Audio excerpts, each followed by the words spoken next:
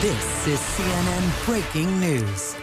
Hello, everyone. I'm Don Lemon. Thanks for joining us. Breaking news tonight. New developments out of Venezuela to tell you about. It is about the president there, Hugo Chavez. And tonight, the news is about his health.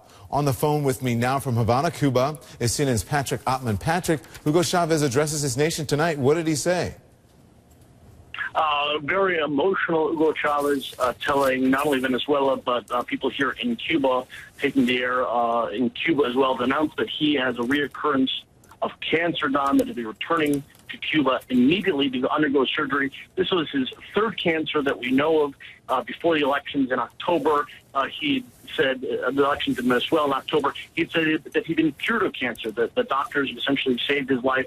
It turns out that information was incorrect, and Hugo Chavez, in a very emotional address tonight to the people of Venezuela, said that he needs to return to Cuba immediately to undergo surgery, and that his life is essentially on the line. He said goodbye to Venezuela, said to support the Vice President Nicolas Maduro, and Hugo Chavez seemed very much shaken, someone perhaps looking at mortality in the face as he returns to once again fight cancer, Don. Well, Patrick, I think it's interesting that he said goodbye to the people of Cuba. Should we be reading anything into that? I think absolutely. I mean, it's been a year and a half now where Hugo Chavez has really spent more time in Cuba, perhaps, than in Venezuela.